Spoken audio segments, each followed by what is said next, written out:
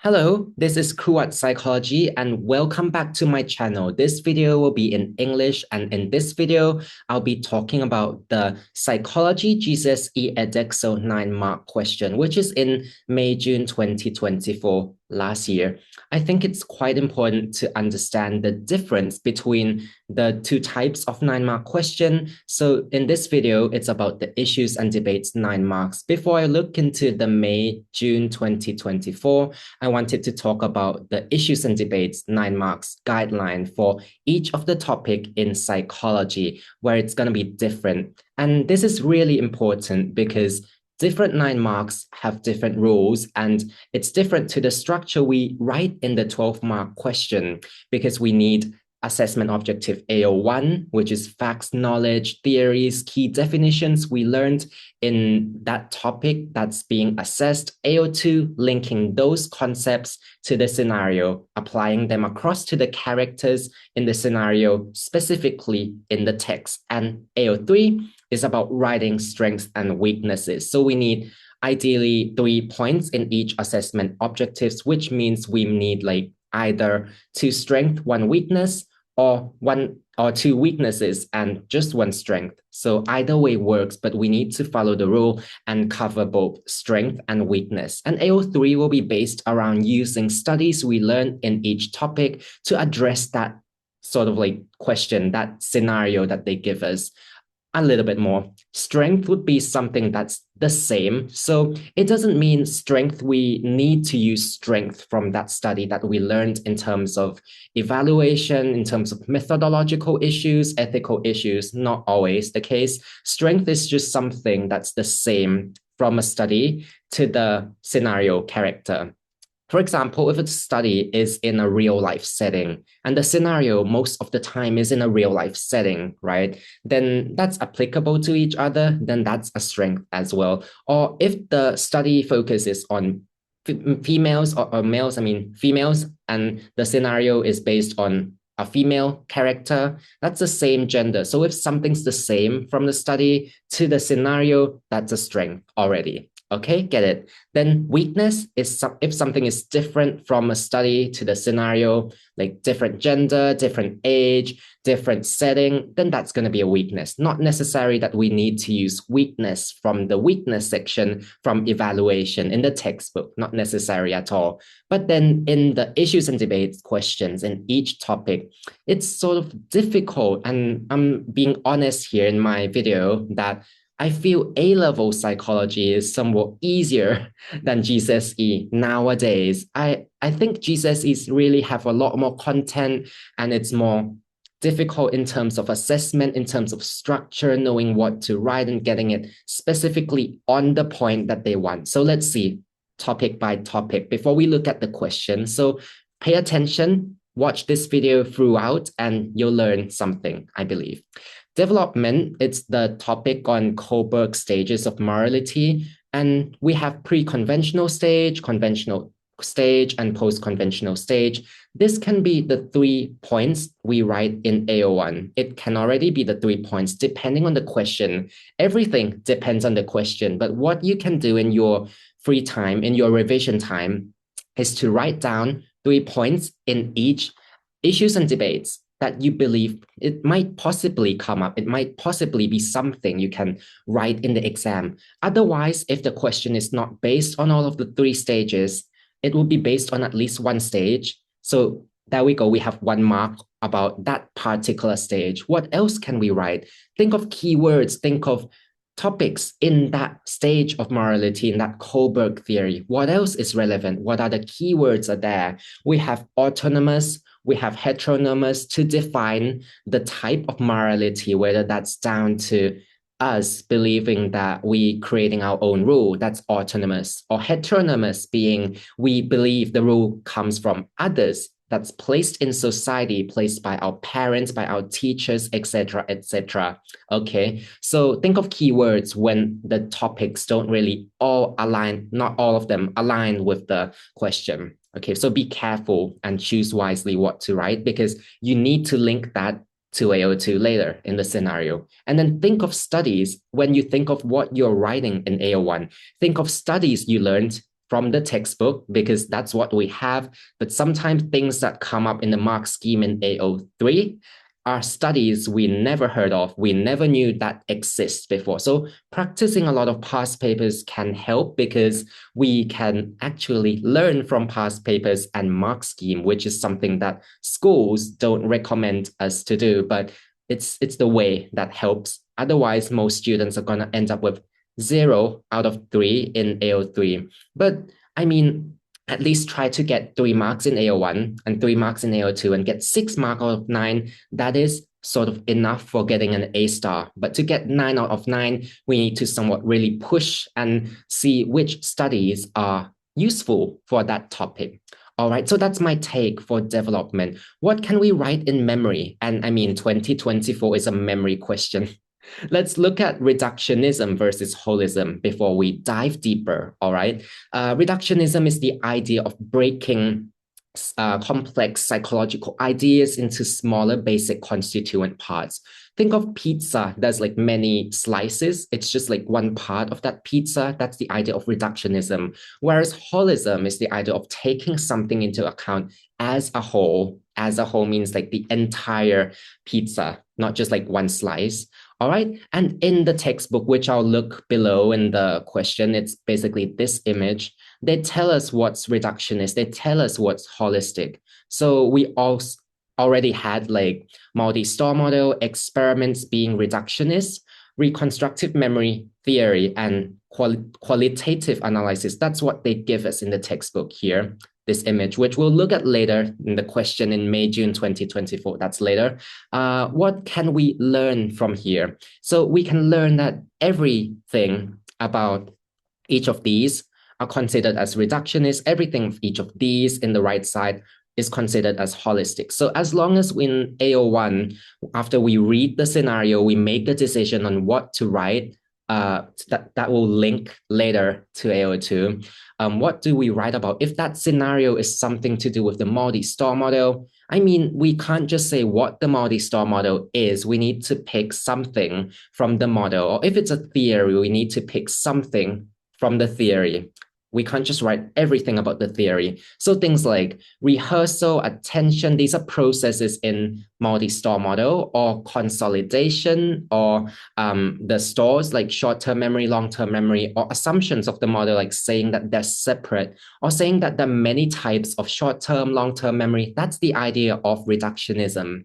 All right, or experiments. We can think of features of experiments we learned. So meanings of IV, DV, controlling extraneous variable, standardized procedure, and also the groups in the experiment. Experimental group having that IV, control group being absent in that IV, or even analyzing data via quantitative analysis. I brought that up here because in the text they gave us in the book, it says qualitative analysis is holistic. So we can apply our concept in research methods to know that quantitative analysis is reductionist. All right. So because qualitative data and quantitative data, it's opposite. So when something's opposite, and there's a debate going on, so reductionism versus holism, they're also opposites. So we don't know here, but we learn research methods, right? In order to write this 9-mark question, we need to know that quantitative analysis is reductionist. So there we go, I put that in.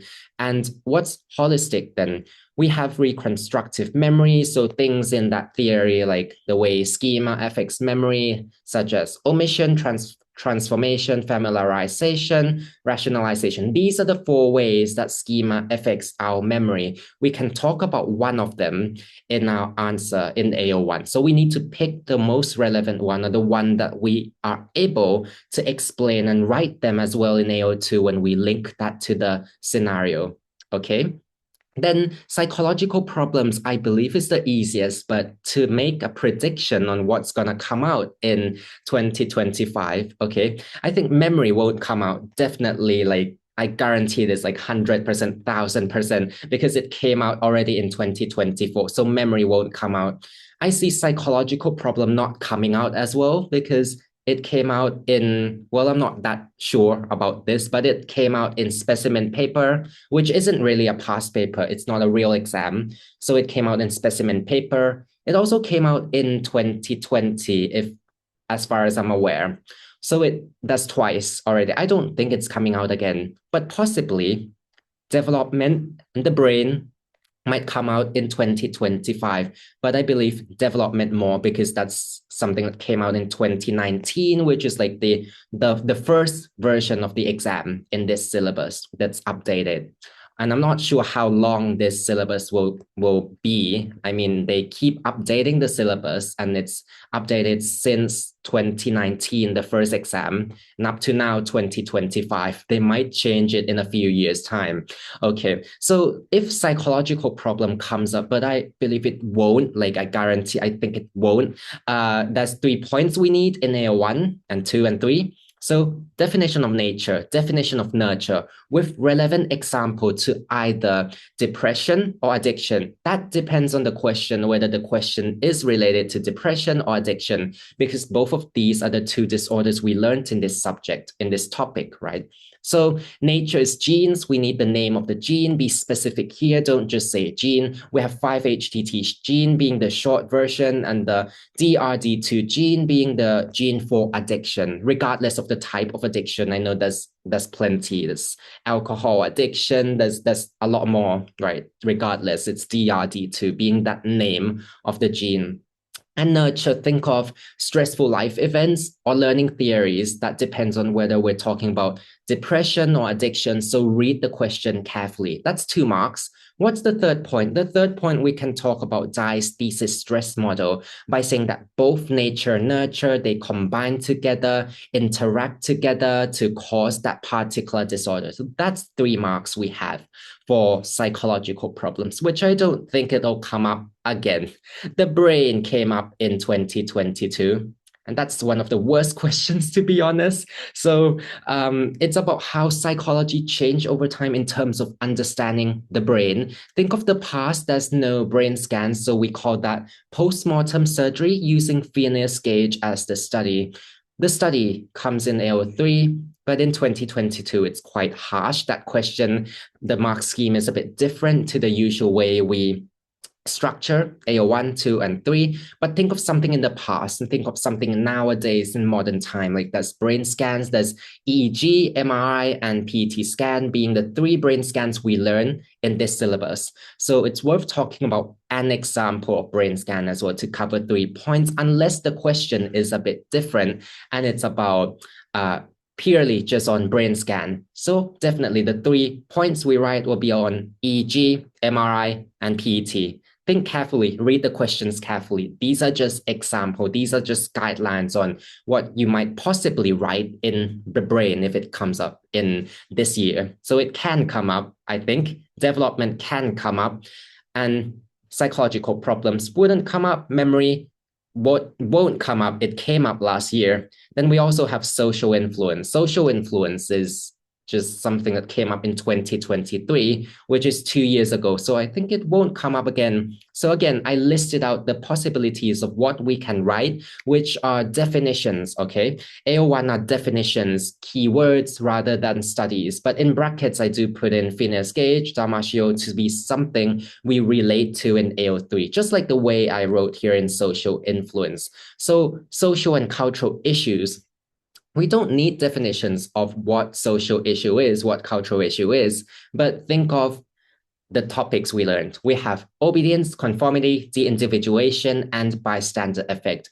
Ideally, we can be more specific, such as saying the type of conformity is that compliance, internalization, or identification, or maybe blind obedience being the type of obedience, right? So there we go. That's something we can write. Definitions of these words, 3 of the 4 words, but some questions, they don't cover all of these 4 topics or 3 topics, and we need 3 points. So what else can we write? Think of culture.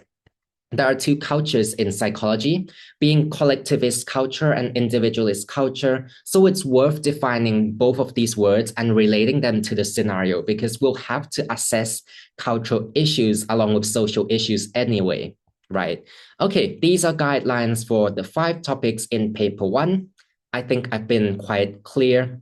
And then the rest, it just like depends because we need to read the question carefully, say memory it in 2024 in this video. Is it on multi-store model, experiments, which topic is it about? We need to think carefully and pick 3 points that we think it's rational enough to write in AO1. Okay. And I also have AO3 weakness for easy questions. What does this mean? In AO3, we need studies. And think of studies, it's not like something common in all topics, right? Say development, there's not a lot of studies on Kohlberg stages of morality, which students tend to struggle on because that's not something they can write in AO3. Sometimes you need to do extra research beyond the syllabus to get that sort of like top in your country. So like me, I get like top in Thailand, psychology A level. I mean, to get to that level, top in your country, top in Asia, top in the world, we need to do extra research. We need to be a bit more hardworking efficiently. So when there's no studies, and you can't think up to 3 studies to write about, say, the 3 points we use are pre-conventional, conventional, post-conventional, but there's no studies or no individual studies that specifically look at these specific stages. So think of maybe there's 1 study or 2 studies, and most of the time we'll come across saying strengths are easier to write than weaknesses because we link whatever we pick to write as AO1 to AO2, and then choose a study that is relevant to the person in the scenario to say they're the same as strength. And that's something that's probably easier than thinking of weakness. But sometimes most of the questions are real life scenarios. They're based on real life. But studies, most of the time, are laboratory experiments or carried out in artificial settings. So think of the studies being poor in ecological, or sometimes we call external validity, and how they can't be applicable to real life. We can stick with this concept. Or some studies only use male, some studies only use female, or some studies use participants of a particular age group. So it can't relate or represent that person in the scenario, whoever that person is.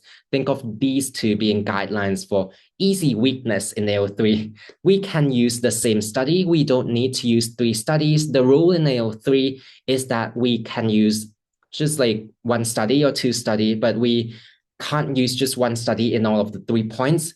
We can't just stick with either strength alone. We can't just stick with weakness alone. We need to cover both. So there we go. If you ran out of studies because there's not a lot in some topics, or there might be a lot in a textbook, like 50, 60 mini studies, and you can't remember all of them, just think of the big ones and link that to, is it poor in generalizability? Is it poor in ecological external validity? And that should be good for AO3.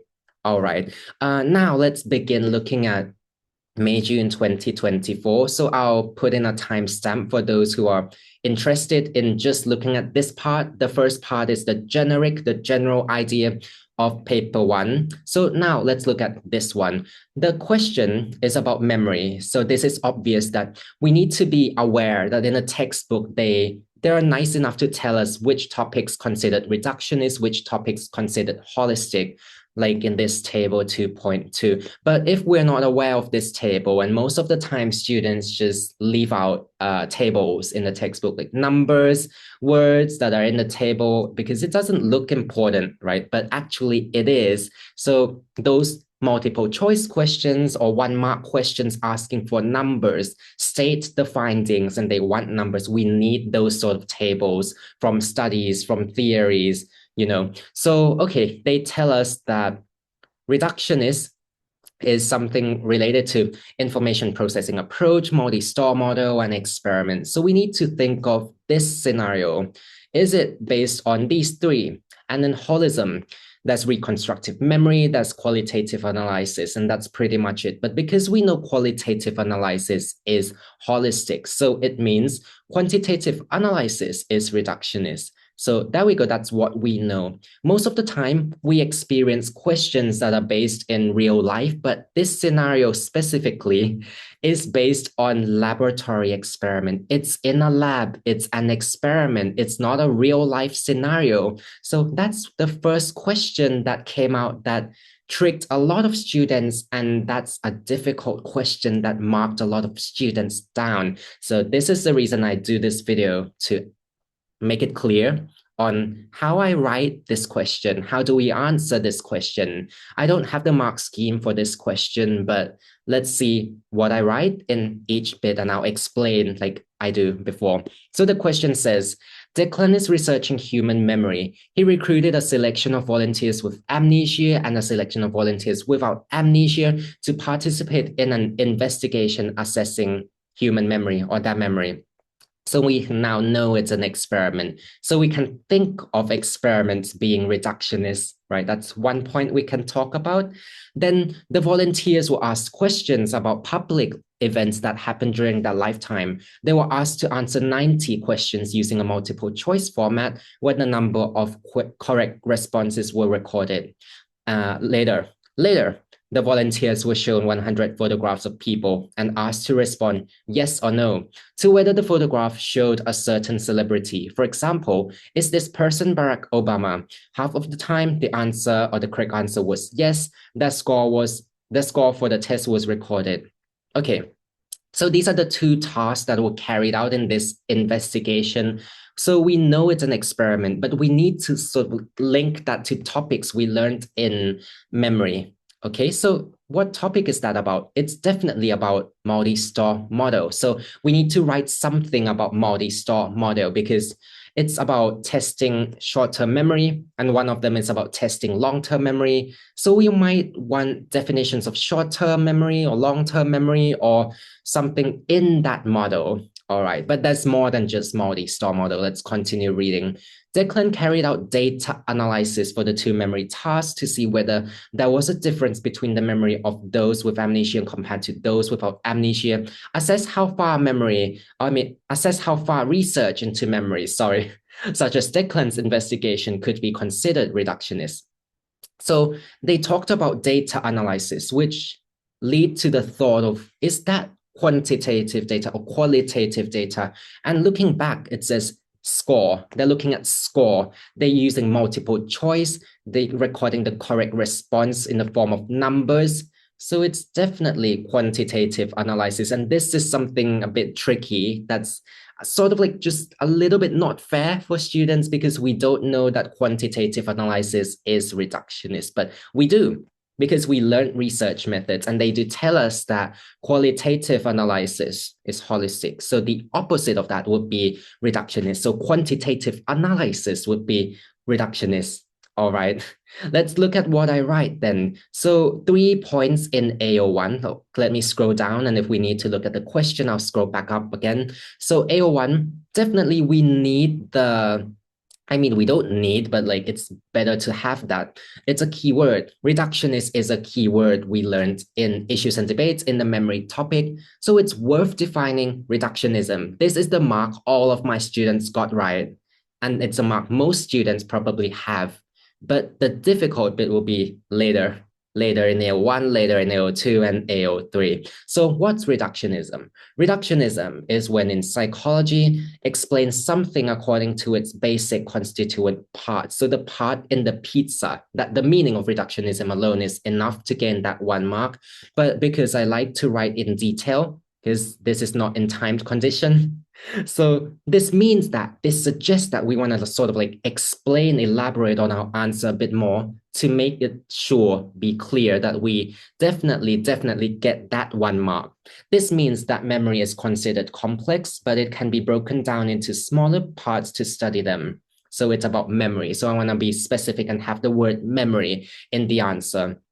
Multi-store model is considered reductionist or is reductionist, as it suggests that short-term memory and long-term memory are each individual store by itself, which is a part of these types of memory. So here I state how the multi-store model is reductionist. I mean, we need to have the word multi-store model in our answer, but we can't just talk about multi-store model. We need to write something in the multi-store model, such as saying how short-term memory, long-term memory, that's separate because that's the assumption of the model, something about the model, not just say like, that's no definition of multi-store model, is it? So we need something based on that model, either the processes in that model, but it has to be able to relate to the scenario because that's what we have to write later on in AO2. So I'll talk about that later.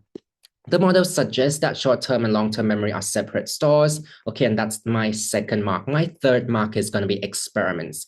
But this third mark, it's a bit long. So if experiments, we can either talk about IV, DV, standardized procedure, anything. But because I want to talk about quantitative analysis in here as well, because it relates to AO2.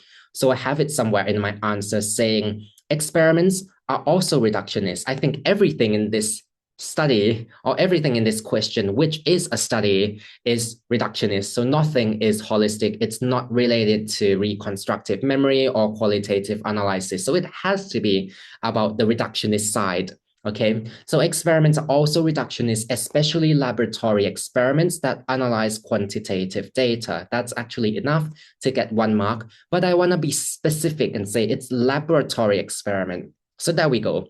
Laboratory experiment involves being in an artificial setting with an experimental group and control group being compared to analyze results. So I put this in because they had the parts talking about data analysis, and they had the part on quantitative analysis being like numbers, being like the correct response in the form of numbers being scores, and also having like the group with amnesia and without amnesia. So I can clearly relate this to like experimental and control group later on in AO2. So that's the 3 marks I had. That's my take. That's my perspective. I don't have the mark scheme. I hope it's going to be useful. AO2, what do I have later on then? I need to link the 3 points I had in AO1 to AO2. So my 3 marks in AO1, let's relate that. Let's look at AO1, AO2 and reflect on these together. I can't really have the definition and use that definition to be a mark in AO2, can I? So my first mark in AO2 will be my second mark, which is based on multi-store model, but actually I started with the last one. The last one is about experiments. Okay, either ways, we're gonna write about experiments and we're gonna write about multi-store model as being like 2 marks in AO2, but we need 3 marks, don't we? We need 3 marks. So I mean, I added the extra bit in here already talking about experimental group, control group. So there we go. That can be my third mark in AO2. Sometimes it's fine to write more than we need in AO1, just as a thought to continue writing clearly and flowing like smoothly in AO2 later on. Okay, so my first mark is about experiments, and I'm gonna finish that now. So AO2, Declan investigation is reductionist as it is a laboratory experiment. That's not enough to get 1 mark. We need to expand on how is it an experiment? How do we know it's an experiment? What are the features of experiments being related to Declan in this study? So this is because there is an experimental group that includes volunteers with amnesia and control group that includes volunteer without amnesia. That's one of the features of experiments. That's 1 mark. Also, continuing on with experiments, I used the idea of it having quantitative analysis. Also, his investigation is reductionist as Declan carried out quantitative analysis. Is that enough? No. We need to use words in the scenario, or we need to use like sort of like rephrase words from the scenario. Is it fine to use words directly from the scenario in our answer? It is. It's not plagiarism. It's not university level. So we can. So where in the answer is about quantitative analysis? Maybe talking about the 90 questions using multiple choice, or saying that it's based on collecting number of correct response recorded, or that its scores were recorded. Either ways, we need to talk about the task to be specific enough to gain that mark in AO2. So I wrote, where are we up to? This is because he collected quantitative data, as the 90 questions about public events were multiple choice and 100 photographs of people were answered with yes or no. The idea of yes or no is like the scores, it's numbers, it's numerical. So that's my second mark. What's my third mark? Declan investigation. So now about multi-store model, being like short-term memory, long-term memory. Declan's investigation tests short-term memory and long-term memory, which is in the multi-store model and is reductionist. So I'm stating it's in that topic in multi-store model and saying it's reductionist. The 90 questions measuring knowledge of public events in their lifetime test long-term memory. So we have two tasks, right?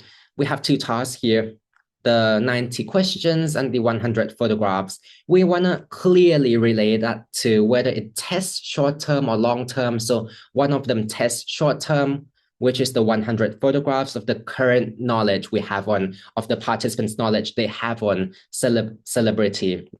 But the 90 questions above test long-term memory because we can see they say lifetime. So public events that happen during their lifetime, something that happens in a person's lifetime already happened. It's long-term, it's before. All right, so that's long-term memory. And this one is short-term memory. So we're just clearly relating it to the right point in the scenario. Declan's investigation tests short-term memory and long-term memory, which is in the multi-store model and is reductionist. The 90 questions measuring knowledge of public events in a lifetime test long-term memory, and the 100 photographs measuring knowledge of celebrity test short-term memory. That's enough for our third mark in AO2, because we already relate 3 points in AO1 to AO2, and you can see that I write a bit extra in AO1, which you don't need to. But if you don't do that, you need to think of the extra point that you'll use in AO2, because the definition of the word reductionism or maybe holism or maybe some other words and some other topics can't be used to link that to the scenario just yet. All right, so you need to see what is reductionist, or what's whatever the word is, what's that word nature, for example, what's nature in that scenario. We need to link it to the scenario and be clear about that in our answer. AO3, okay, we can't just write short 1 sentence, 2 sentences and get a mark in AO3. It has to be a lot more. It has to be in detail. So usually AO3 is about writing strength, weakness from study. But if I delete from study, I mean, usually we think about studies that are related to whatever topic we write about in this question. So this question is about reductionism, multi-store model. We need to think of studies that are based on multi-store model, but probably not HM, not Clive Waring. Those are case studies. Those don't really test anything. They're not experiments. So bye-bye to HM, bye-bye to Clive Waring. What else do we have? We have Bartlett study in that memory topic, which isn't related at all to multi-store model, nor is it related to experiments, right? Because they do qualitative analysis instead. Maybe we can use Bartlett, who knows, and use that as a weakness, because this study used quantitative analysis, but Bartlett did qualitative analysis. I mean, that sort of worked, but I didn't use Bartlett in my answer. What else do we have? The only study I can think of is Pearson and Pearson, because Pearson and Pearson test something from the multi-store model, which is the duration of short-term memory, right? And he did an experiment by letting participants recall the trigrams over a period of time from 3 seconds to 18 seconds. Okay, so, okay, fair enough. That's the only study I think is relevant to this question. I mean, Bartlett works, but we probably need to think of one more point to write about. So I just ignore Bartlett and use these 2 points, which I'll explain later. So Pearson and Pearson, the rule here is we cannot use one study 3 times. We can only use a maximum of 2 twice, but I use it once because I can't really relate Pearson in any other areas apart from saying that, okay, a strength of research into memory, we start off by saying whether it's a strength or is it a weakness, and talk about that study first. Research into memory is that Declan collected quantitative data, which has high validity. So collecting data has high validity, but we need to explain how later on. But talking about evidence, This is similar to Peterson and Peterson, as they also collected quantitative analysis on accuracy of trigram recalls. So trigram recalls are numerical. So it's numbers, so it's quantitative. There we go. It's clear that it's relatable, but we need to relate that to Declan. In Declan, correct answers are counted for quantitative analysis, maybe in the form of multiple choice, or the correct responses were recorded, the scores were recorded. This is objective. This is now a strength of quantitative data, which do we need this? It's good to have, so let's put it in. Quantitative data is objective, which allows Declan to compare results between volunteers with and without amnesia. Since it's about quantitative analysis being the point, that's the same in Peterson and Declan. The same means it's a strength. If it's different, means it's a weakness. I mean, actually, we can use Bartlett. I just decided to not to use Bartlett. So now it's the same, but it's just good to evaluate the strength of whatever topic we have. So quantitative data or analysis is objective, it's valid, and also because it's analysis, so it allows for comparison between experimental and control group. So these two groups, just be specific that it's volunteers with and without amnesia. And it's reductionist. It's just like, I want to put the word reductionist in my answer somewhere in the paragraph. So that's 1 mark. All of this is 1 mark. We need like detail. We need to be specific. And I know AO3 is not one of the easiest part in the entire paper, but just do your best. I mean, do your best is doing your best. It's not like you need to overthink results you have or anything like, that doesn't work in the past. Maybe it's a mock exam. Maybe it's like homework and you don't gain any marks at all. You learn from it. You keep practicing. Then, okay, if I use Bartlett, I would say something like a weakness of research into memory is that Bartlett collected qualitative data. Sorry, I mean, it's a weakness. So it's like, it lacks validity in terms of it doesn't allow for comparison between the groups.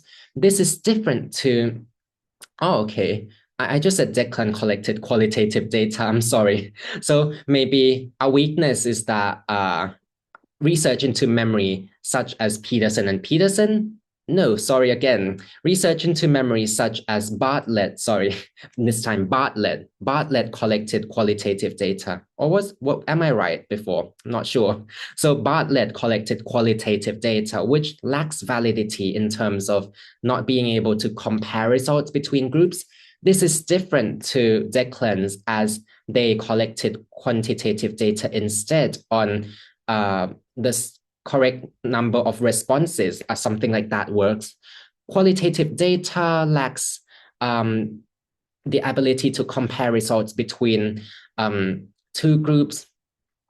So it is holistic. I mean, if we talk about qualitative data, it is holistic. That's something I would write if I use Bartlett being a weakness and saying that it's different, not similar. It's different to Declan's study. But okay, I didn't use Bartlett because I wasn't thinking of Bartlett when I did this model answer, but at least I mentioned it. What did I write as weakness? I mean, there are no other studies I can think of back in that time. So I thought of weakness of something that's reductionist based on the multi-star model. And we know that there's like more than one type of short-term memory, being like visual memory, verbal short-term memory. If you are aware of the question that came up in 2021, that's also on memory.